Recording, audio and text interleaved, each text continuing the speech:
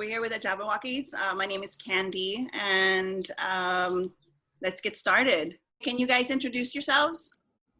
Yeah, I am Rainen Pagio. What's up? My name is Phi Nguyen. I'm Joe Larot. I'm Kevin Brewer, KB. And we are the Jabbawockeez. Dun, dun, dun, dun, dun.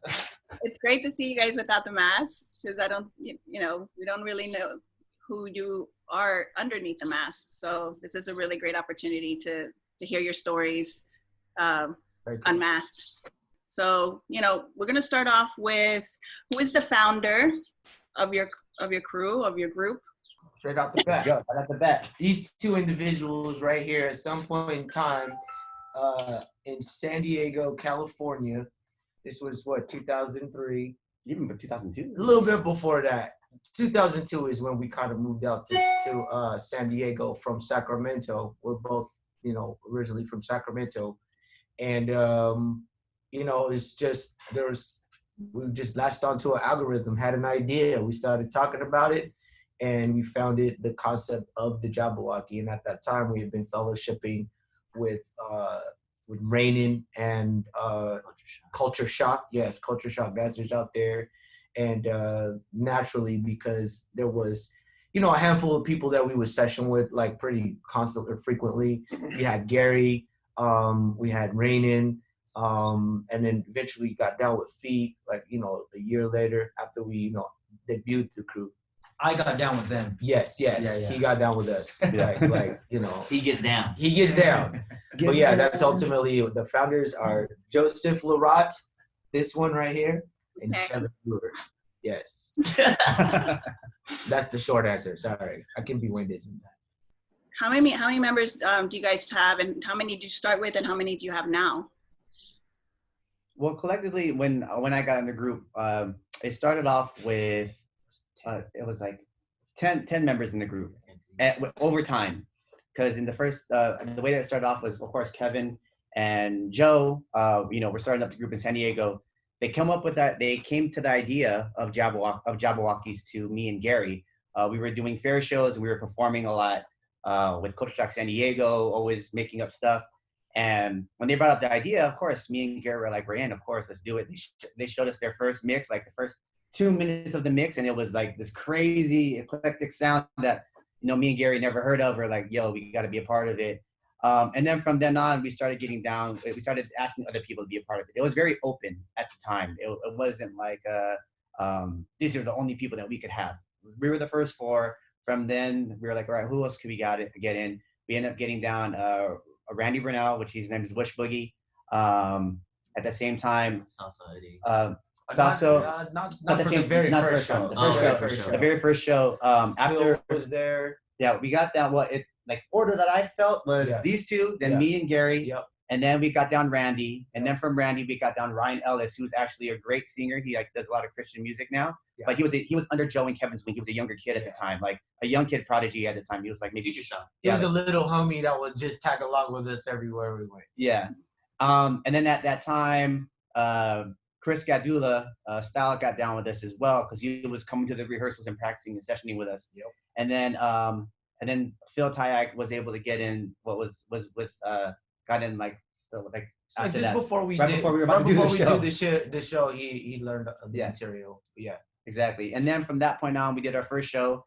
A year later, we got down Eddie Styles, and Phi. Yep. And then a year after that, we got down Sasso and Ben Chung. Sasso Minutes, And then maybe I think 3 years after that, we got down Tony Tran. Tony Tran was he was way after ABDC. Way after ABDC, yeah. It was when we were already in Vegas. Yeah. So before company, corporate. Yeah. So before then, you guys were just a crew that were doing shows. Garage crew, we call ourselves the garage crew. But yeah, we were doing these local shows, not competitions. We always showcased. Our debut show was at Culture Shock Showcase back in when was that, Rainen? That was back in 2003. 2003, yeah. Around what time of the year? That was usually Showcase was at the end of the year. October. Okay, yeah. So Culture Shock Showcase is where we debuted, and at that particular time we had covered our faces with the ski mask. But actually, I might be kind of going ahead of the question, so I'll just wait. I won't. No. Totally flow with it. I think it's better when we just like vibe out and just you tell your story. So however you want to say it. I think this latest version of the mask is really like probably like the third or fourth iteration. Yeah, we started off with these like ski masks. Ski masks. It was like ones you get from like the sporting goods shop when you go and Big snowboarding. Five. Yeah, like Big Five. And we quickly discovered how hard it was to breathe in that thing. So after a couple different just brainstorming, and Joe was like, yo, we should use that one white mask that Gary used for his shows. And it was the perfect fit. And so we ended up, that's how that white mask stuck. Is just, even before the white mask, we used to have these silver masks. Oh, yeah, that's right. But the thing is, they're too small for our face. And when you wear it, you see everyone's chin. Yeah. Especially people who have long faces. Like, Eddie Styles wore it, and you could see his goatee out of it. It was kind of funny. Like a triple chin. Yeah, like a triple chin that he had. And we didn't have the dry fit to cover up our skin at that time. So if you looked to the side, you knew who was. You at least could identify me. You're like, oh, there's a black guy in there. There you go. Yeah. Exactly.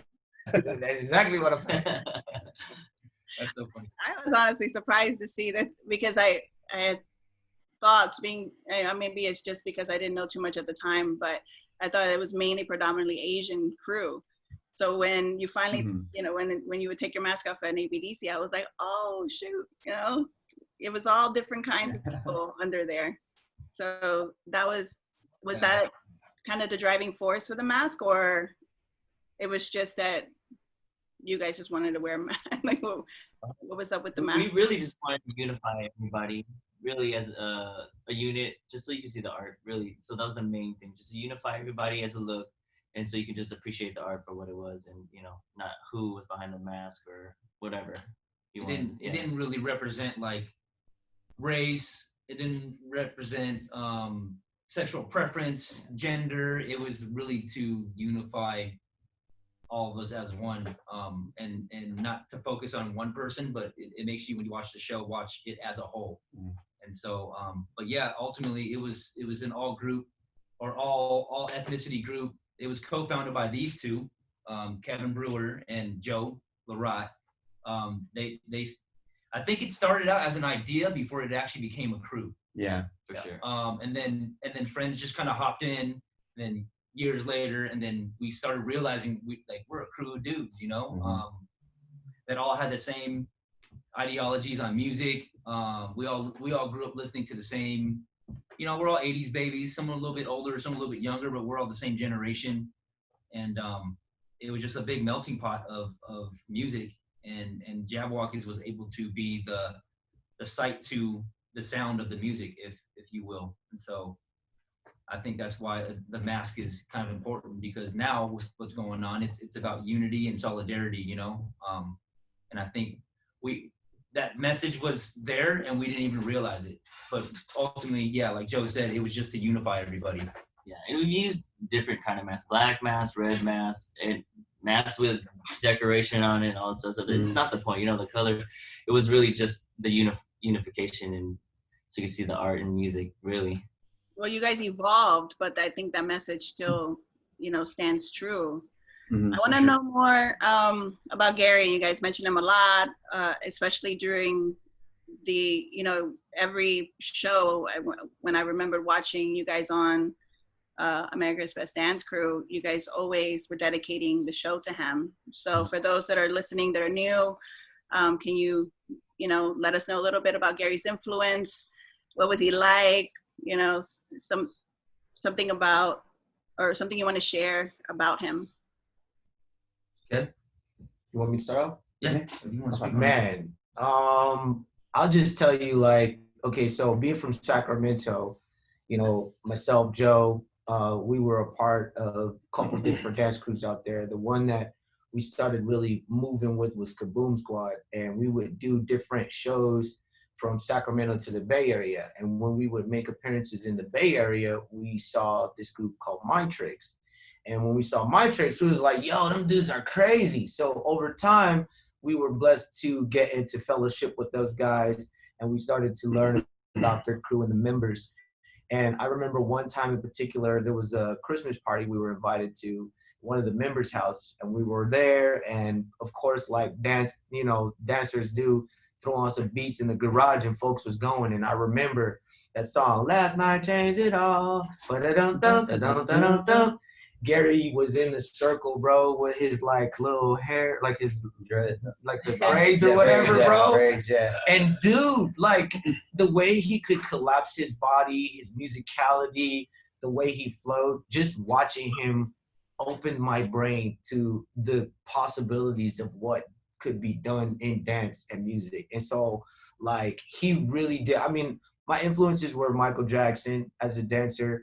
You know, I had poppers and lockers in the neighborhood that I saw, you know, older generation, but like to really be able to be in that close proximity with an individual with such an amazing talent, like the energy that even came off from him, like that just changed my life just watching him dance. And he instantly became my mentor, in my opinion. And then personally, like over time, we really did start to grow up on and fellowship a lot and just exchange dance ideas. And man, like Gary was freaking amazing and well-versed, well-traveled. Like he had a lot of knowledge dance-wise about the world. He was a hustler, you know, he did his thing. He was ghetto fabulous, you know what I mean? Like off of dancing, he would be able to sustain himself. My man was coming with the nice like velour suits and the jewelry and stuff like that. Wasn't trying to stunt. He just liked nice things, and he was dope. He had a humongous impact on the dance community where he was at in the Bay Area. He grew up in what was it, Seaside? Oakland, Seaside. Okay, Oakland area, yeah. and then he started, became a performer and started traveling with different artists. Stevie B, I don't know, that might you might not even know who Stevie B is, but look him up, Google him. There's probably dust on the link. That's how old it is, but no, for sure. Like he gained all that knowledge, and then he gave back to the community. So, and the most impressive thing that I felt or that I witnessed is how well he was able to translate his ability onto others so that they actually look like him. You know what I mean? It's one thing to teach a person choreography and they do it their way or whatnot, but he was able to groom these people in such a way that they actually carried his mannerism when they moved, and you could literally say, "Oh, you got taught by G." I could tell G students because they look just like him. And so, yeah, man, he was definitely a humongous influence on my upbringing as a motion artist. And I really do attribute a lot of what I do to his influence and, you know, the inspiration to continue to move forward with Jabbawockeez, you know. How did he pass? Ultimately, he had HIV and he passed of that, but you know, I mean, it was fungal meningitis, but because of the HIV, his immune system and compromised. It was compromised. But it was fairly new to us.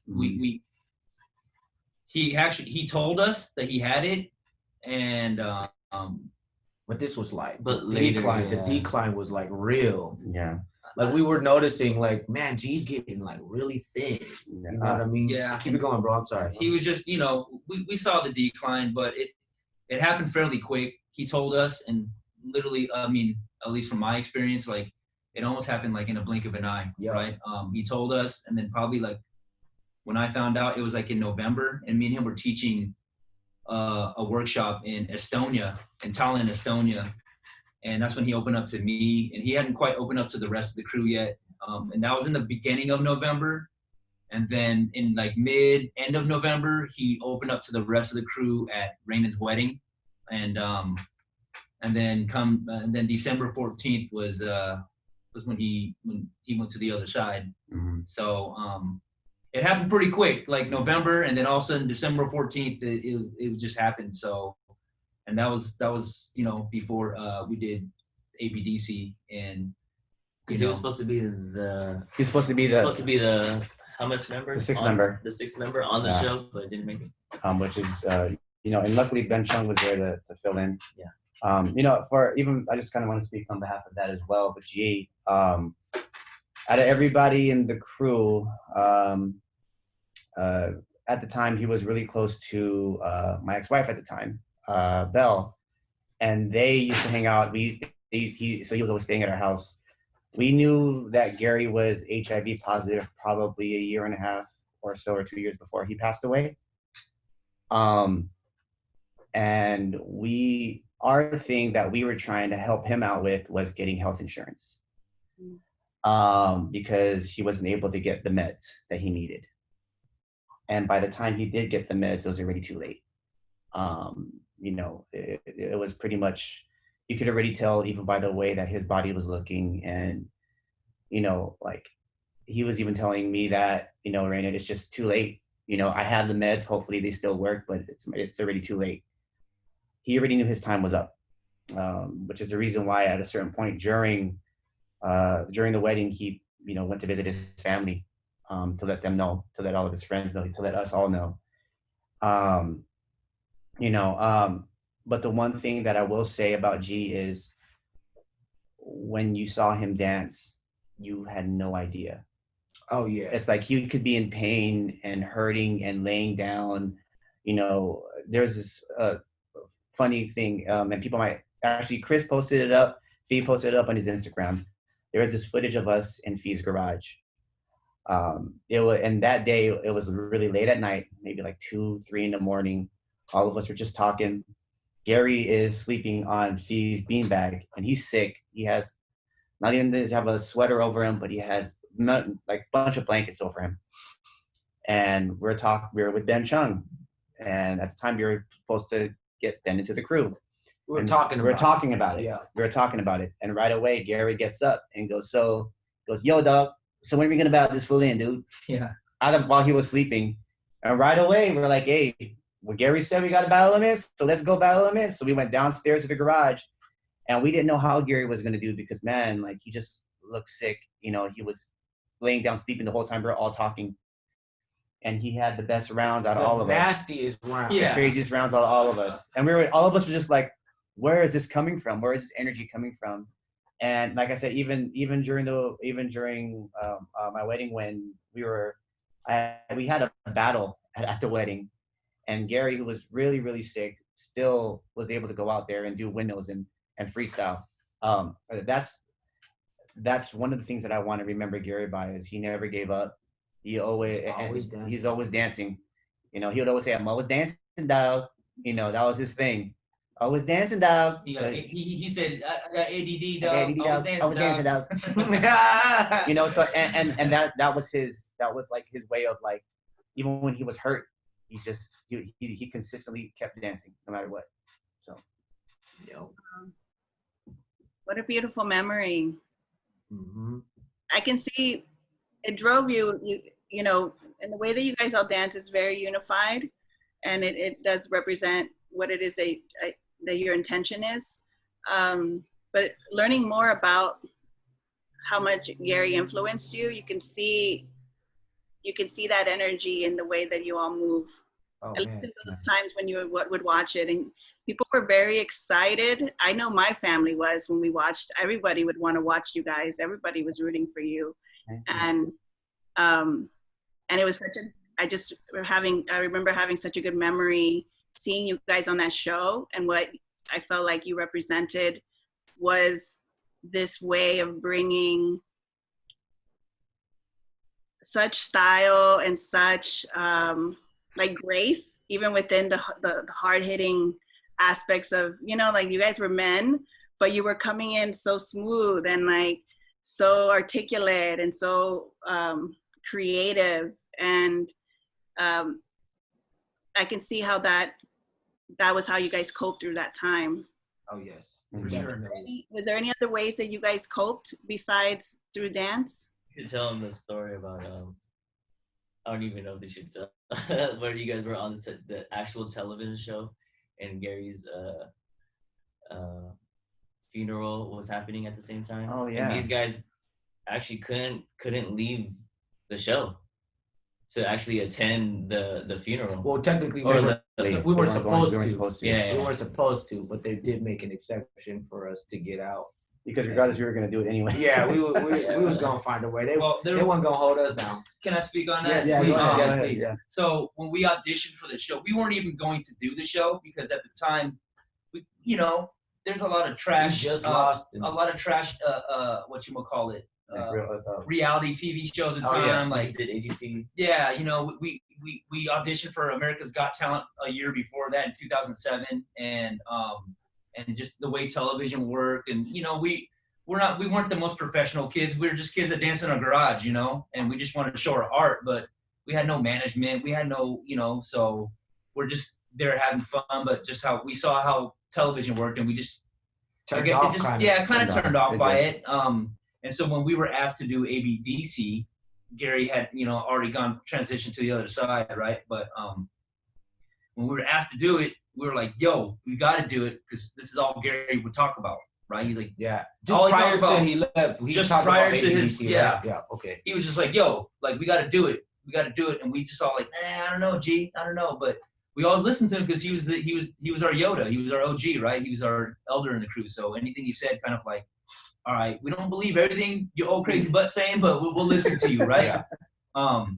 And trust it. And then he passed. And then so when the opportunity came, we did it, and we did it because the only reason why we did it was to represent for G. That was the single motivating force for our crew, is to represent for G. It was never at all about us making a name for ourselves and getting big. Like the only thing that, in my experience, that kept me going was the fact that we were doing it for G. Like that's why we gave the love to him all the time, because we were only on that television show because of him. There was no other reason.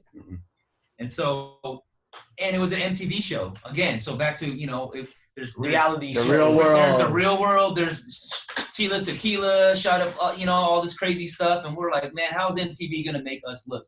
They're going to put cameras in our hotel rooms? Are they going to make us? Yeah, we didn't know if they're going to follow us around cameras. Yeah. But it ended up being what it was, what you saw.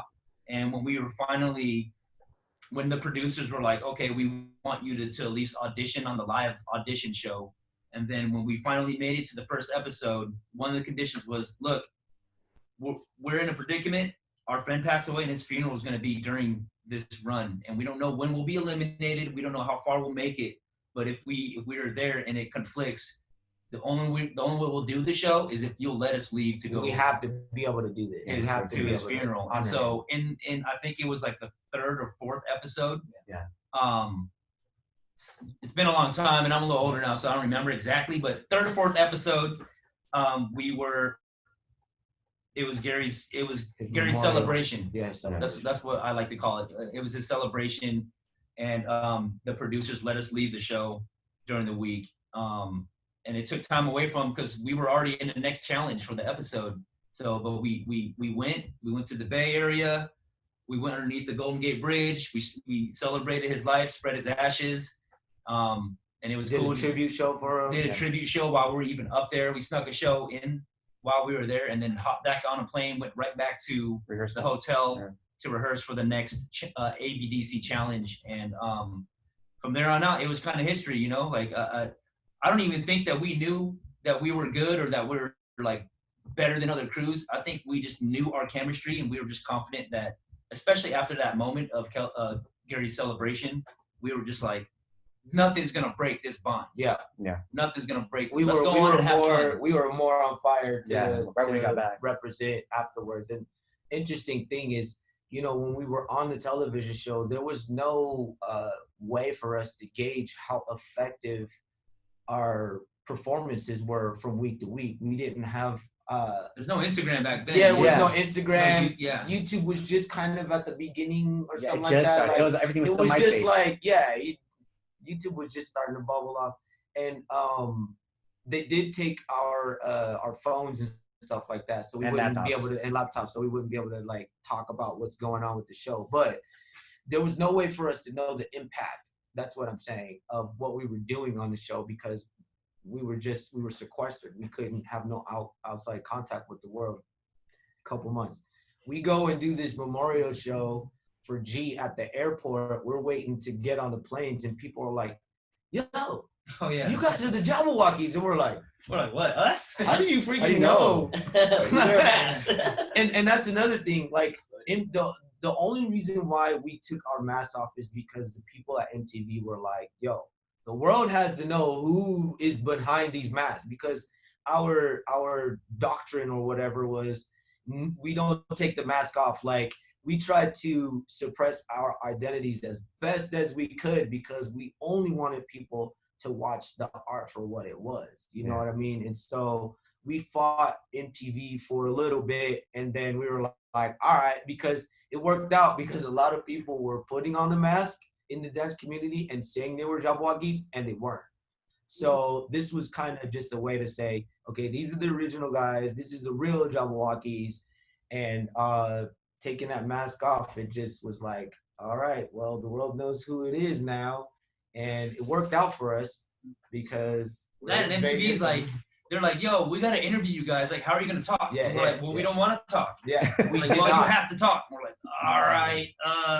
So that's how we did our packages and our interview. But yeah, we were really fighting. We're really fighting to keep our mask on because that Mickey Mouse don't take his mask off. You know what I'm saying? Like, you don't know who neither does the Jabbawockeez. So, but it worked out because now the world knows who the co-founding, who started it. Yeah. You know, and who, it's important. Yeah, and who contributed later throughout history. So, you know, it was good. Well, I'm glad you guys are giving your due recognition, you know, for the movement. I think it's important after some time to recognize and also appreciate you each individually as your own person and what you contribute.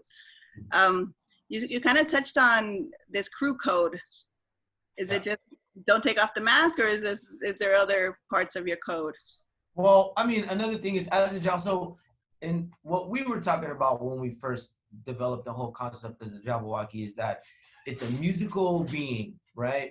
And in some cases, in my mind, I thought like the Jabbawockeez doesn't really have form. It's really just sound that dresses up as a person, you know? And so it's really just a musical being who is sharing their ability for movement and music. And so in that regard, we don't talk. So that's one of the codes. To this day, as we've had more members to join our ranks, one of the codes is do not talk. We do take the mask off now because, you know, everybody knows who we are. But especially as the character, we don't talk. It's like the king of awkward moments. Yeah, and then it's cool because you can be in people's personal space and they don't mind. Yeah. We be all up in people's faces. We don't say anything. It's just character, you know what I mean? And people love it. I don't know. But yeah, no talking while the mask is on. Not at all. Even my kids know that. When they put the mask on, I'll be like, hey, why you didn't go and eat your food? They're like, sign language. I'm like, wow, good job, little one. And you know, we're hip hop. We're all hip hop heads. So just basic hip hop crew etiquette, right? Don't claim something that you're not. Very true. There's people that have worked with us, but you know, you gotta pay your dues to represent the crew name, right? Yeah. And I think people kind of, and we're always open. We're obviously we're a company now. We're a business. We still operate with the crew mentality, but it is a business now. It grew, and we're very blessed and thankful for that. But we embrace our people. We definitely embrace our people. We want them to own it, and we want them to feel as though they are really Jabbawockeez. You know what I mean? Like we bring them in that way. The people that are here with us, right? Yeah. But you know, people have come along the way and have gone, and but it's basic hip hop crew code, like integrity. It's absolutely has everything to do with integrity, and you know, like rep. If you paid your dues, yeah, you can rep it. But there's people that rep it that don't deserve to rep the name, and you know, and that goes with any crew. Yeah. That goes with every whatever. But yeah, that's basic crew mentality, basic crew etiquette. Just don't fake the front in hip hop. Don't be repping something that you ain't. Word. I'm curious to know if you have any females in your crew. Have you ever had any females in your crew? Yeah, absolutely. We definitely had some females in our crew. one of the very first females that actually danced as a Jabberwocky, her name is Janae Rosebud.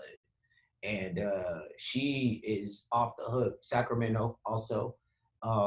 She speaks the language of the Jabberwocky, and I think that was the most impressive thing for us to see. Is like, wow, she's awesome. Who else did some time? Well, we had an opportunity to do like an online reality series where we were trying to find the next Jabberwocky, and we were able to like acquire Janae through this, and not just get a female in the camps and just be quiet about it, but we were able to like, hey, the first ever female to ever put on a mask is rocking with us, and it was really cool to like celebrate that with the world.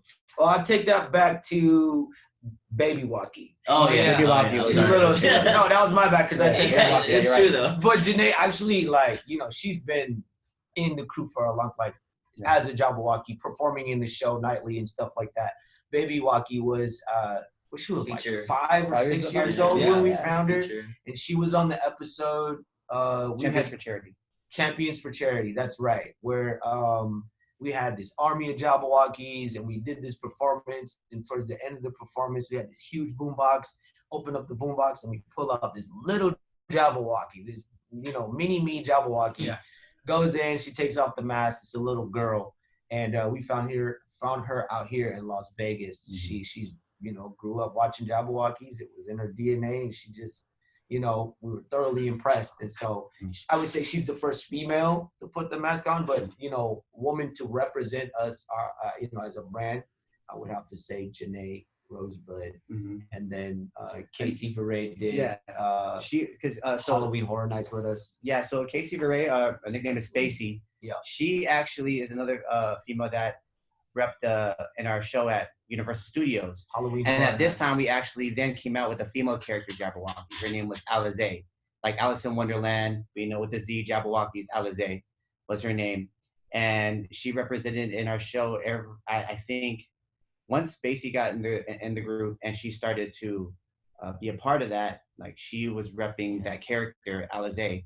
And we did it for how many years? There's Adrian. Adrian did it. Stephanie.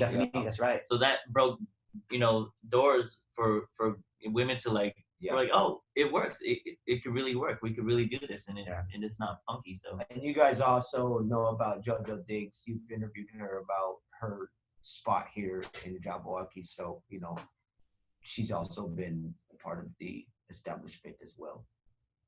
I want to touch back on the business aspect, because you guys have managers. How do you go from going on a BDC, winning this big thing, and then now you're all over? Your brand is everywhere.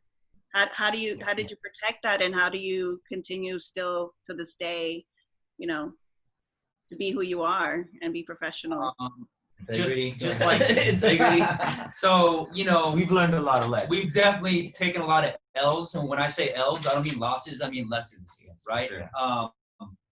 And just like any group that is from even a boy band, right? I guess the best comparison would be, we're a dance crew, and we're hip hop based, but it's almost like a boy band, right? And you go through different management. You kind of have to. You find out this management doesn't work for whatever reason. We've gone through our L's, but now that we've grown into our business as businessmen, and just even as men, we were a lot younger then, and just kind of I don't want to use the word naive, but maybe ignorant artists. It's all of that stuff. We were just artists that just wanted to put our art out and dance, and didn't really check our finances, didn't really check the business side. So throughout the last 12 years, 13 years, had a lot of L's, right?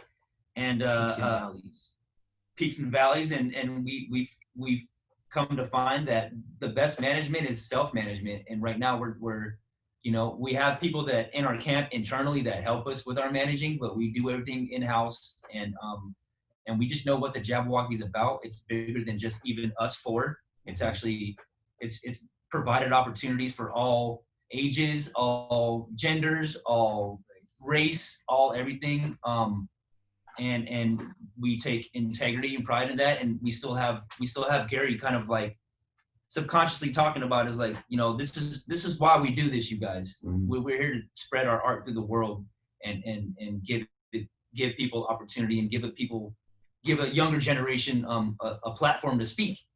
Well, even though the Jabberwocky doesn't speak, but they can speak through dance, right? And so the business, you know, we had to go through our L's, we had to learn our lessons, and we got here, and it's probably the strongest and the best Jabbawockeez that I've ever been a part of since 2000. I've been in the crew. Crew started in 2003. I battled this individual right here. He won, by the way. What he meant to say is he got roasted by this individual right here. I mean, they both wanted it. They both wanted it. You had me shaking in my boots. I didn't know nothing about Phi. He's an LA dancer, and like we get set up for this battle by Rainen. Yeah, battle my friend Phi. I don't know nothing about him. Freaking battle ensues, and then this boy goes in, and I'm like, oh shoot. And you got to imagine back then there was no YouTube to study the person that you're about to battle. Nah, Right. You know what I mean? So you just hear that this person's dope, you go in. it was a very good exchange of skills. But I'm humbled for them to let me be a part of this bigger picture. And so since 2004 all the way till now 2020, I feel like Jabbawockeez as a business, as a crew, as everything, is the strongest it's ever been. Yeah, And I love being a part of the growth. My name is Kevin Brewer, and I fully support this message. Jabbawockeez is the best it's ever been from, and not just in terms of like just the dancing aspect, from the management. We have a righteous management mechanism. You know, our mastermind, the collective brain that runs this thing has been through all of it, you know, the ups and downs, and we understand, you know, what it takes to run this business. And we're grateful for those L's because that's the reason why we're here.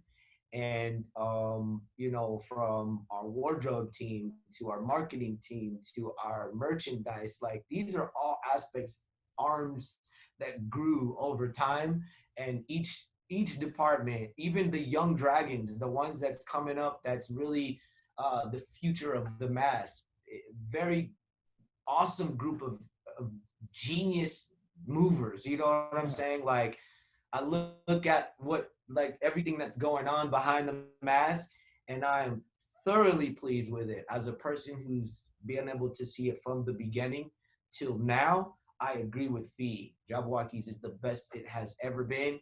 And if 2020 will hurry up and get done so we can get back to business and growing, we will be, man, we got a lot more to show to this world than what they've seen so far. And if we get the opportunity to put the gas, like really pedal to the metal for 2021, all I gotta say is OMG. You better tighten your boots.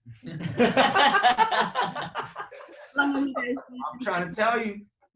How long have you guys been in residency in Las Vegas?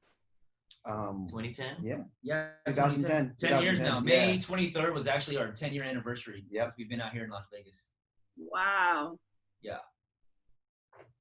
That's a long Shout out Super Crew for helping us get Sure. Shout out to the Super Crew. Super Wockeez, baby.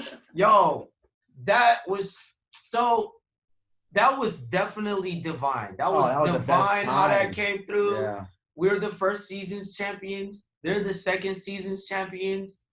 We go on tour together, and that was the one thing that really made like the bond strong. Like we were aware of each other because of the dance community, but like we had something in common because we were both champions. You know what I'm saying? From this show. Yeah, we made a collective family because we ended up doing, so the way that it even came about, well, Vegas came about because of one of our good friends who actually helped us to get an audition, I guess you could say. It wasn't even really an audition. It was a birthday party. Gift. Yeah. It was a birthday gift for us to perform, and we're at the Luxor. It was like a 20-minute show. /audition. Audition. And there was literally no lights, you know, there was like no specs or anything. It was just a stage that was just lit up and speakers. Yeah. And we did a great job in the show, and that's where they offered us to do like a 2-week residency during David Copperfield's break at the Hollywood Theater. Now, mind you, before this happened as well, we were also on tour on the America's Best Dance Crew tour and it was with Jabbawockeez, Super Crew, a bunch of other crews. But of course, Jabbawockeez and Super Crew really bonded together because, from the, some of us, like myself and Chris, already knew Ronnie, and we're a part of Full Force, already a part of Super Crew. And then when we all kind of hung out, we all kind of had like the same values creatively and what we wanted to do. They were just more on the b-boy side. We were more on like the freestyle side, right? And even in choreography as well. And at that time, we also had Napoleon and Tabitha, who were directing the tour at the time. Longtime friends. Longtime friends. They're actually the first, after we did so they're even going further back, when we did our show in 2003 at Coach Shock San Diego, our first show, Napoleon and Tabitha were there at that show. And at that show, they said, hey, you guys are amazing. We're doing a show for Carnival in LA. We want to put you guys and showcase you guys in the show. Can you guys do it? And we were like, heck yeah, we get to perform at Carnival? Dope. We actually went in. And at that time, Phi was dancing with Napoleon and Tabitha in the Carnival. And that's how me and Phi reconnected, because he's like, yo, Rainen, what's up? We actually auditioned for a Nelly Furtado video back in the day. That's how we met. And then in LA, and we reconvened at that rehearsal. And that's how he got to meet all of us. So it kind of like came together in that way as well, because Phi got to meet Kevin and everybody at this show that we did for Napoleon and Tabitha. Now, fast forward, we get done with the tour.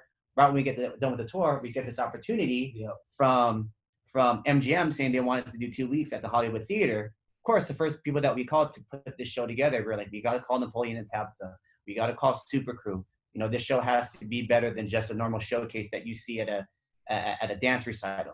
We got to show people in Vegas that we're ready. Caliber. Yeah, we got to put it to a higher caliber. And we had to fill 90 minutes. It wasn't just like a 20-minute show. Yeah, so 90 we were minutes. like, yo, we gotta call the squad. Yeah. So and it made so much sense to having Super Crew be a part of that process, because there was I mean, if you look at a pie, there was the other half. Like you got Jabbawockeez freestyle up, and then you have Super Crew with all these amazing dynamic movement.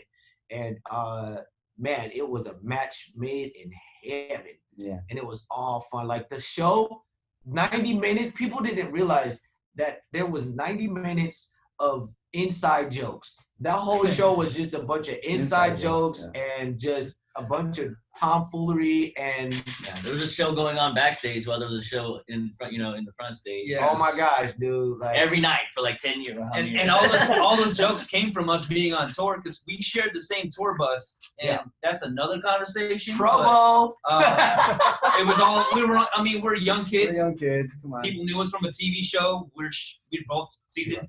We're both champions. We're sharing the same tour bus. We're touring all over America. And so a lot of those jokes came about when we ended up doing Muse IC here in Vegas. So it was just a cool hybrid from the dancing from up top to the foundational b-boy and dynamic. Like it was just a beautiful blend of just hip hop movement on stage, in a show form. Wow. How do you create a successful show for a mainstream audience while still staying authentic to hip hop? Man, that was, I remember when we were first coming up with it. That was a big question. Like, okay, how are we gonna get the audience going? How are we gonna make sure that we hit, people who don't know about hip hop or whatnot? The honesty of it though, is that we stayed true to ourselves in that, because you got to imagine we started in 2003. By the time we were in 2010 doing the show, we had tons of material already, not including new material that we wanted to make up. So a lot of our material that we made, some of the fans already knew, of course, from America's Best Dance Crew. But imagine those routines we did, like how many challenges? Like 8 or 7 challenges, and each challenge is only a minute. So from there, we probably had about a good, by the time we got to do the Vegas show, we had about 60 minutes worth of material. And then including with Super Crew's material of what they had, it kind of helped us to know that, all right, this is the amount of material that we have. We know it's entertaining. We know it's explosive, because we performed it numerous times around the US and around the world. From that material, we ended up making a story out of it, with the intro and with the ending. And the honest truth is, like, it wasn't like we sat and in like a big discussion table to discuss it, it kind of came naturally because we were so used to just performing and putting shows together that it ended up becoming a really great and entertaining show. And Napoleon and Tabitha, one thing I do love about Napoleon and Tabitha is because we were just the dancers creating the choreography and the content, which is the main, that's like the main part of the show. Napoleon and Tabitha came in to put that touch that was needed for mainstream audiences to understand it, to put like the specs of the lights and the video content that made that helped it to make sense, to how each transition was going to go. I mean, ultimately, your question was how do we keep the integrity of hip hop and give it to a mainstream audience?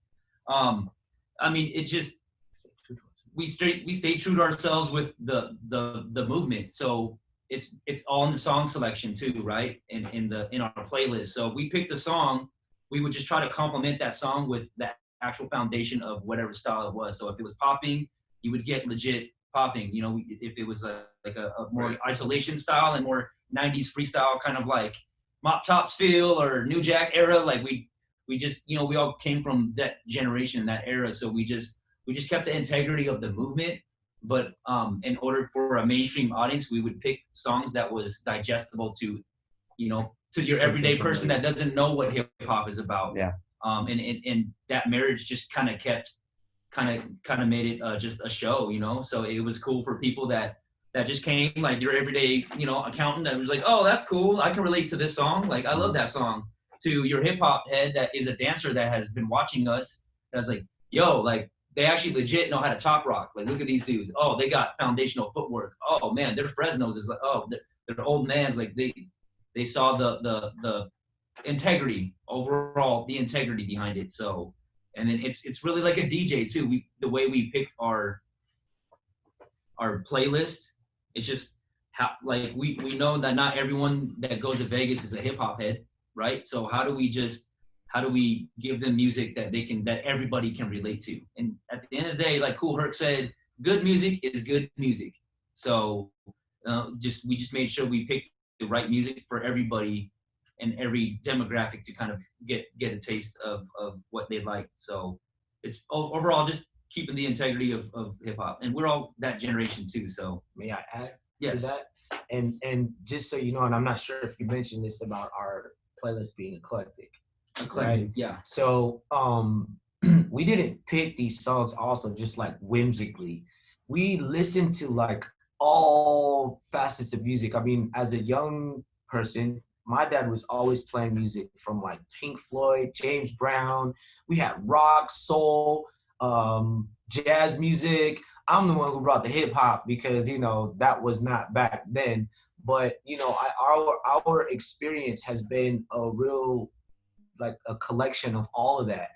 And so we weren't just sitting thinking, well, what is this guy, what's going to appeal to this particular demographic of America or the world, and let's just choose this song and figure it out. No, we were literally picking from our crate. You know what I mean? Like, this is music that we really listen to. We really listen to Red Hot Chili Peppers and Stings and Nirvana's.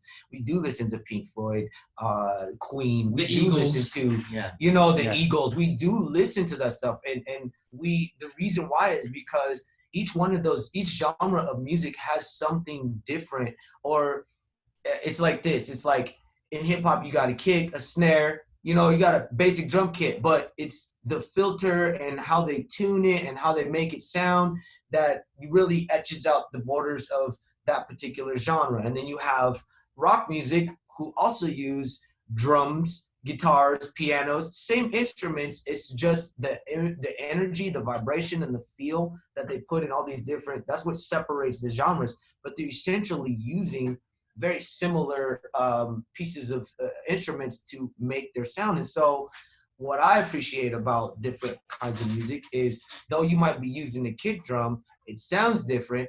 And the fact that it does sound different, it inspires me to move different. So in one way, I might hit a kick drum from hip hop a certain way. When I'm hitting a kick drum from a rock song, it's got even a different feel and texture. And so as a Jabbawockeez, my goal is really just to try to express the difference in those sounds. And so The music we listen to it all classical to everything, and we're able to.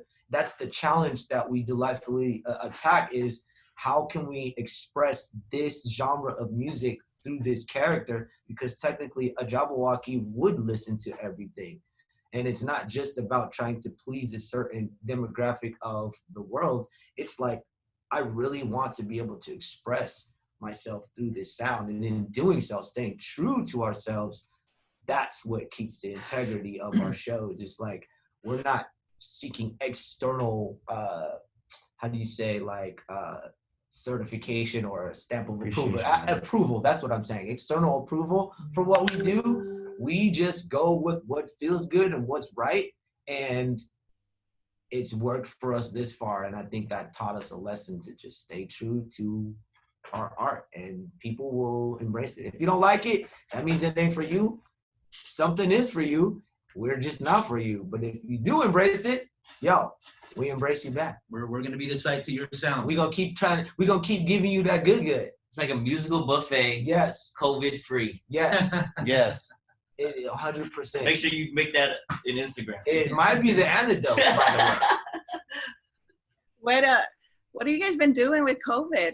You know, like, We've been staying away from him. We don't like COVID. He crazy. I'm all about Modelo, baby. Yeah, we don't do Corona. We do Modelo. We do Heineken. the Heineken. Pacifico, all that. No Corona. No, I mean we've been here fellowshipping. We still shoot quarantined. We've been safe, sanitized, keeping our. I mean, we're kind of sitting close right now, but we've all been quarantined together pretty much, so we're safe. But we've been wearing masks, so We've been wearing masks and gloves. We've been since. But no, we've been doing a lot of like our online and social media presence is growing, so we've been doing a lot of videos, which much needed. We did need to focus some energy in that space. It's just we had been so active with our business that I'm sad to say we neglected that aspect. But there's a silver lining in the situation in terms of having to be quarantined and away from business. It really did give us the time to refocus our minds. It helped us to see like, yo, this junk is real. We got to figure out how to stay relevant without it just being a Vegas show. Like, we have to make sure we can sustain outside of Las Vegas. And so it really did get us thinking that way. So yeah, it's been definitely a blessing. So we have a lot of stuff in our stockpile that's ready to be fired off on our YouTube channel. Yup. We found so many new ways to stay creative during this time.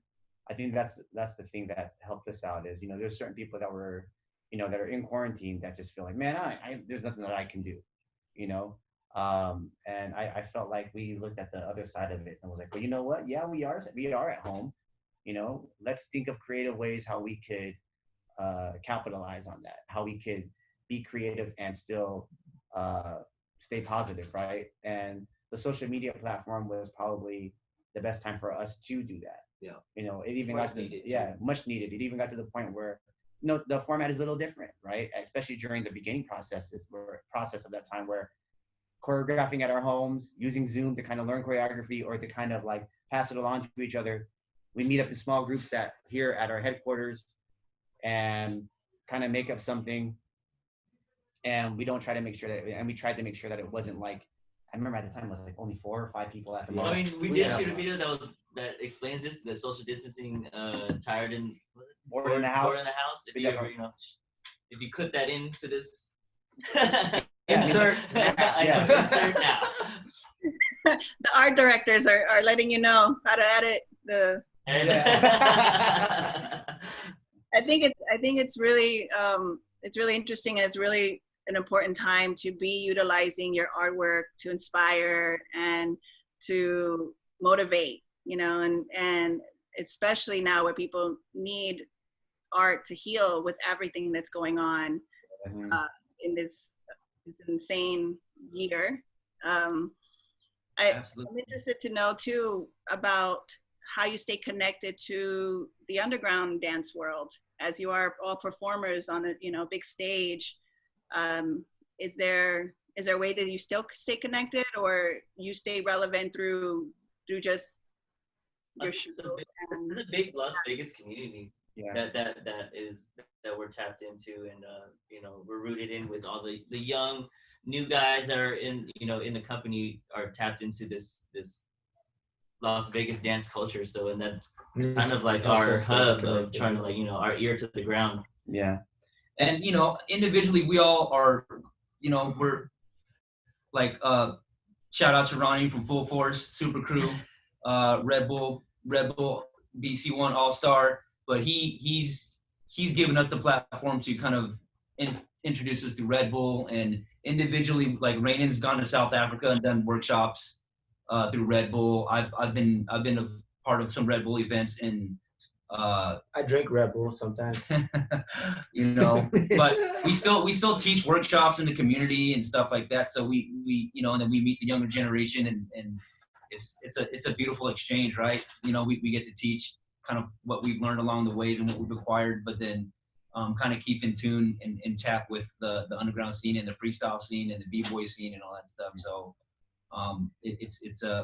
we're older now too, so it's cool to be able to go out and educate and be a part of these workshops and these events like Red Bull and stuff like that. Yeah, as long as it's before my bedtime, I could hang out. Sometimes we a little older now, you know. We got kids, we got family. Sometimes some events is like past my bedtime, so I can't go out. I mean, but you know what? I mean, the good thing is, like, what I do appreciate is that, you know, like, some of us have been able to judge events. Like, you know, if people hit us up, you know, it's like, hey, can you guys judge it? And sometimes you're scared because you're like, you know, we know you guys are busy, but would you be down to judge an event? And we're like, yeah, of course. Why wouldn't we? You don't know unless you ask, man. Yeah, you like, can't why just wouldn't we? assume. So it's been, you know, so it's been good. Like, we've been able to judge certain events. You know, I was actually able to enter a b-boy event a few times. Lost a few, won a few, but that's how it works. You know, you still want to put yourself in the scene if you love it that much. You know, Kevin entered a bunch of freestyle battles out here in Vegas for in the Vegas community and in LA.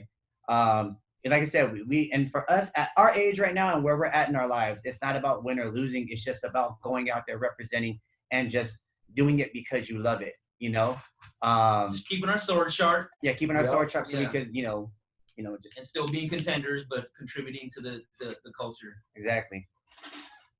Any advice you would, what would be the one thing you would tell your younger self? Oh God. Pay your taxes. That's real. That's real. We're done. No, I'm just saying. Boom, drop a mic. No, real talk. Pay your taxes. Pay your taxes. Don't be a dumb artist. You know, don't be a dumb dancer. Be an educated dancer. There you go. Yeah, and that covers everything from pay your taxes to everything else. Yep. Read your contract, all that. Yes. Read your contract. And if you're not the person, find somebody that can really help you out. You know, surround yourself with good people that got good energy, and don't be afraid to stand up for what you know is right. That's a really big theme right now, especially within the hip hop culture, where there's many people that I've seen, at least recently, just arguing the aspect of hip hop coming from Black culture. And, you know, there's always lots of things that are touchy, right? Having, you know, speaking about HIV is touchy, speaking about mental health is touchy. Being all touchy. Being silent is touchy. Yeah, all of it is, but I think it's important to have representation in the way that you guys represent, in the way, not only because it's very professional, your shows are just so put together, and I'm interested in knowing how you create these shows and how many hours are spent in that type of quality show. Well, COVID is the reason why we got to vacation, really, or like chill, because since 2008 has been nonstop roller coaster. Yeah. So for us to be like nonstop hip hop, we need to chill down and like recalibrate. So that was like the beauty of this time. But besides the ugly of it, you know. But I mean, before COVID, we put together a new production called Timeless, and I mean, it's just a lot of, it's a lot of just like a DJ. It's a lot of digging, finding the right music, finding something that resonates with us. It's a lot of learning how to light certain colors of lights that's gonna bring out a certain mood. It's a lot of just a lot of hours. We, you know, when we're putting together a 90-minute production, it's all hands on deck and I'll give you an analogy. It's like a cook. Like if this guy was cooking something in the kitchen and we don't know about it, he'll come back and be like, "Yo, I have these wings. Do you guys want to use them or not?" And that's kind of like what we do. We'll do all these little pieces as cooks, and then we'll bring all of our entrees together and be like, "Yo, how does this buffet make sense?" Like, and then from there, something will happen. yeah. And again, a lot of inside jokes, that's for sure. Yeah. And you know, over the years, we've been blessed to learn the art of storytelling, the art of, you know, putting on a production, you know, the formula, you know what I mean? Start off high and then take them here and then take them there. So we start off with these basic concepts and then we start to overlay them with detail. And after a while, you know, you find yourself with a show. Even from the lighting, we align ourselves with geniuses. Like, it's got to be all people that are skilled at what they do, that love what they do, you know, because we love what we do and we want people that are doing this thing with us to love what they do. So when we find the lighting guy, you know, this dude might not have like Grammys like this other guy, but he's so outgoing and loving. He's creative spirit. Whoa, more fellowship with that person who has all these different accolades. That's just cold. You know what I mean? Like who's putting in on it, the love and attention and that good vibe. That's also a part of it, because, you know, without people realizing it, that's what they're experiencing when they watch a show. Yeah, just visually you're watching the dancing and audibly you're hearing the sound, but you're also experiencing the love and attention that we're putting into this production. And that's something that just comes off as we present the showcase. And that's another layer to it. So yeah, sometimes you find out about shows and stories that are just like, man, it was hell to put this thing together. It's like, I wonder why it came off like that then. Why did it make me feel a certain way? So and the good thing about it is this, like off of what Kevin is saying, I mean, if you're asking about the hours, I can't even count how many hours we actually there's spent. no such thing as hours. I mean, even making our show, even making this brand new show up, I mean, there were days where there was about 8 hours, 11 hours, 12-hour days. You know, morning to night. AM to PM, PM to AM. Where you're working to put the show together. But like what Kevin said, when you are actually working with a group of people, especially this show alone, Timeless alone, when you're working with a group of people that have the same love and passion for it, that are not just team leaders, but that are team players, people that will listen to every idea, every critique, go through it, and really just make the best thing that we can do. In all aspects, it actually ends up becoming really fun. You don't even realize how many hours you're working sometimes. Sometimes we get in at 8 a.m. and we're having such a good time putting our show together, and from lighting to sound to video, because you're just with great people that you could joke around with. And sometimes those jokes and those inside jokes become something on stage where you're like, oh my gosh, that was actually amazing how we did that. Accidentally you drop the baby and it's like, yo, you should do that. Yeah. Drop that baby again. Yeah, and it was like a fake baby, It's right? a fake baby. Yeah, it's a fake baby. Show. Yeah, I was like, wait, they don't get the I was like, that doesn't sound right. Yeah, sorry for not explaining. You guys. My bad. But really, like, then you realize from starting at 8 a.m. and then when we get done, you're like, what time is it? And it'll be like, oh man, it's 2 a.m. the next day. And you're like, oh wow, I should probably go to sleep. I should go to sleep then, yeah. you know, so I could get some rest for the next day of rehearsal. And you know, I think that's what makes it like bearable. I guess if you gotta work, might as well whistle while you do it. Yeah. Word. Is there anything else you guys want to talk about? I made some beefsteak last night. I had read somewhere that you guys produce music too. Any of you guys, do you guys produce your own music as Jabbawockeez, or is that just? We have a record label, yeah. We have music producers. Music producers. This guy produces music too. I'll produce as well. I'll produce music. No. I haven't made anything for the show or anything. It's just a hobby. It's just for fun. But like, we do have music producers in our camp. Shout out to the Bangers. Shout out TJ Lewis. Specifically, those are like our in-house guys that produce our musical content for us, the original content for us. And it's our record label is an independent record label. Yeah. It's not to be a record label. It's simply just because when we do stuff on television, sometimes we can't get music cleared. So why not just clear our own music? So that was the purpose of creating our own record label. But the beauty of it is we're able to just have our in-house producers and it's yeah. And a lot of our soundtracks and stuff is just originally produced by the Bangers and TJ Lewis, and along the way we'll have some DJ friends in the scene, so we acquire their turntablism expertise, if you will. I think Yeah, I'm about to start my rap career too, by the way. So. Oh yeah. I also. Yeah.